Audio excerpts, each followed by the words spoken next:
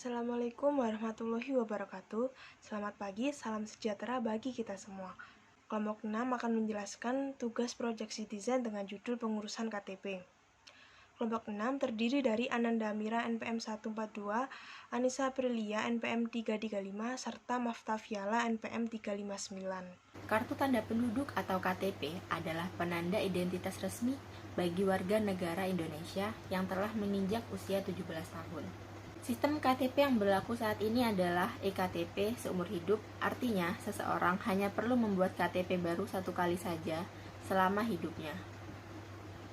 KTP sangat penting karena dapat digunakan sebagai syarat pembuatan dokumen lain seperti paspor dan surat izin mengemudi atau SIM sebagai bukti identifikasi diri. Cara membuat KTP elektronik atau KTP diantaranya adalah: yang pertama, pastikan kelurahan atau desa Anda telah mendukung layanan eKTP. Kedua, datanglah dengan membawa fotokopi kartu keluarga dan surat pengantar RT atau RW ke kelurahan atau desa setempat. Yang ketiga, ambil nomor antrian di loket, tunggu hingga dipanggil oleh petugas yang bersangkutan.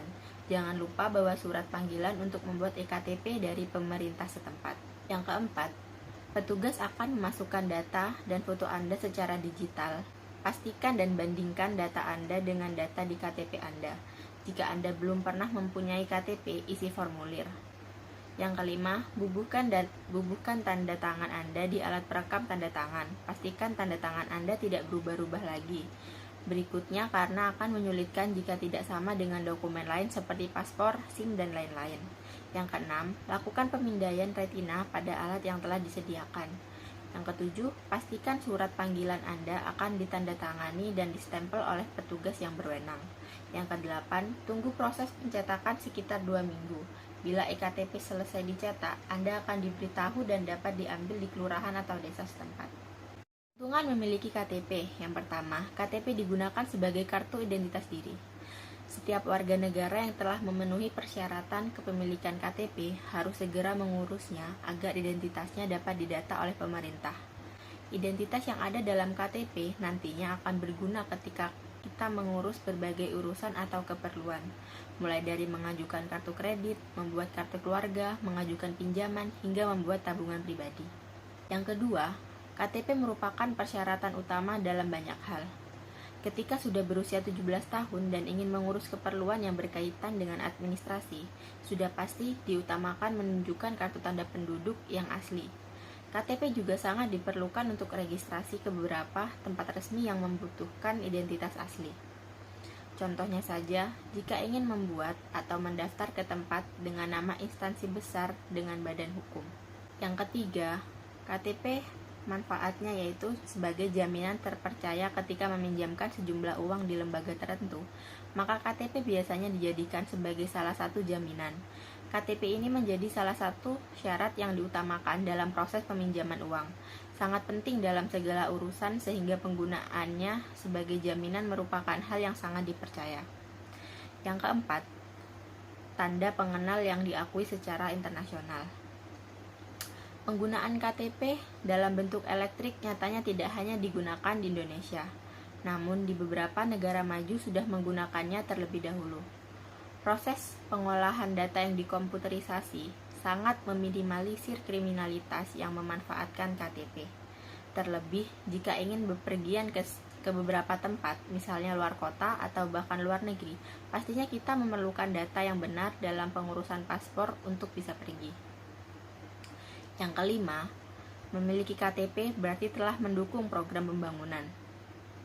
Negara yang memiliki pendataan penduduk secara akurat merupakan langkah dalam pembangunan negara yang semakin maju. Sebagai warga negara yang baik, tentunya kita akan berpartisipasi dalam pembangunan yang diprogram oleh pemerintah. Salah satu bukti pembangunan nyata saat ini adalah pajak dan NPWP. Yang keenam, KTP sebagai kartu multifungsi. Selain untuk proses transaksi yang berhubungan dengan registrasi, ternyata kartu tanda penduduk merupakan kartu yang mempunyai banyak fungsi. Kewajiban masyarakat terhadap negara dengan KTP.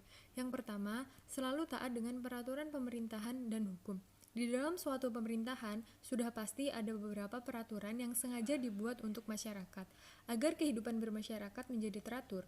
Sebagai masyarakat, sudah seharusnya taat dengan peraturan pemerintahan dan hukum yang berlaku, agar dalam kehidupan masyarakat bisa terjalin dengan baik.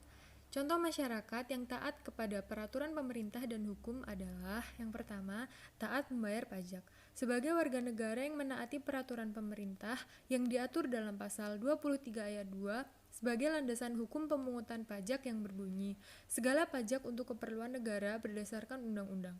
Yang kedua yaitu menaati peraturan lalu lintas. Menaati peraturan lalu lintas seperti membawa SIM jika berkendara, tidak menerobos lalu lintas, dan menggunakan helm untuk keselamatan, dan lain-lain. Yang kedua yaitu selalu ikut andil dalam pemilu atau pilkada. Sebagai negara yang demokratis, tiap-tiap warga negara berhak untuk memiliki hak memilih atau pemilih hak suara calon pasangan kandidat legislatif dan eksekutif dan hak dipilih, yaitu sebagai kandidat calon legislatif atau eksekutif yang hak suaranya dipilih rakyat. Selain itu, tiap-tiap warga negara berhak untuk menyatakan protes atau kritik terhadap oknum atau calon legislatif atau eksekutif jika melakukan black campaign atau kampanye hitam, apabila terbukti melakukan tindakan pencemaran nama baik terhadap calon lain. Dan juga berhak untuk mengajukan diri menjadi kandidat apabila telah memenuhi persyaratan. Lalu, kewajiban yang harus dilakukan kita sebagai warga negara yang patuh adalah yang pertama, menggunakan hak suara yang telah dipercayakan kepada kita dengan sebaik-baiknya dan seoptimal atau semaksimal mungkin. Yang kedua, menerima hasil quick count atau final count dengan lapang dada. Yang ketiga, harus mensosialisasikan atau kampanye secara sportif tanpa ada kekacauan dan tidak mengganggu. Yang keempat, memilih sesuai keyakinan, tidak boleh ikut-ikutan. Yang kelima, menaati tata tertib dalam melaksanakan pemilu. Yang ketiga adalah membuat surat izin mengemudi atau SIM jika sudah mempunyai KTP. Surat izin mengemudi atau SIM adalah bukti registrasi dan identifikasi yang diberikan oleh Polri kepada seseorang yang telah memenuhi persyaratan administrasi, sehat jasmani dan rohani, memahami peraturan lalu lintas, dan terampil mengemudikan kendaraan bermotor. Dengan dasar hukum UU nomor 2 tahun 2002 pasal 4 ayat 1B, pasal 15 ayat 2C, dan peraturan pemerintah nomor 44 tahun 1993 pasal 216. Adapun fungsi dari SIM adalah yang pertama, sebagai sarana identifikasi atau jati diri seseorang. Yang kedua, sebagai alat bukti. Yang ketiga, sebagai sarana upaya paksa. Yang terakhir, sebagai sarana pelayanan masyarakat. Lalu, yang keempat adalah mengurus segala keperluan izin sesuai dengan ketentuan negara. Sebagai negara hukum, pastilah ada ketentuan-ketentuan yang digunakan untuk mengeluarkan surat-surat tertentu untuk keperluan masyarakatnya dengan KTP. Beberapa contohnya adalah yang pertama, membuat buku nikah, lalu membuat paspor, membuat visa, membuat rekening bank, membuat BPJS, mengajukan pinjaman kredit, dan membuat surat izin keluar kota jika ada keperluan mendadak pada saat pandemi COVID-19. Lalu yang kelima adalah mencintai dan bangga dengan Negara Kesatuan Republik Indonesia. Sebagai warga negara Indonesia, harus bangga menjadi bangsa Indonesia. Alasan utama bangga menjadi bangsa Indonesia adalah karena lahir dan besar di negeri Indonesia. Maka harus mempertahankan Negara Kesatuan Republik Indonesia. Kebanggaan terhadap bangsa dan negara Indonesia bisa dibuktikan dengan karya nyata.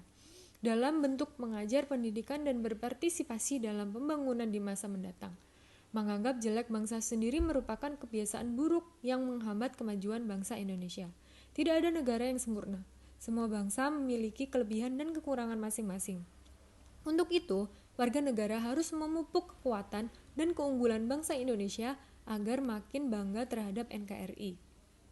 Memajukan bangsa Indonesia bagi seorang pelajar dimulai dengan belajar sungguh-sungguh. Terlebih prestasi anak-anak Indonesia dalam dunia pendidikan sangat luar biasa. Prestasi tersebut bukan hanya menjadi kebanggaan pribadi, tetapi menjadi kebanggaan bagi bangsa dan negara. Sekian dari kelompok kami. Jika ada salah kata dalam penyampaian materi, mohon dimaafkan. Wassalamualaikum warahmatullahi wabarakatuh.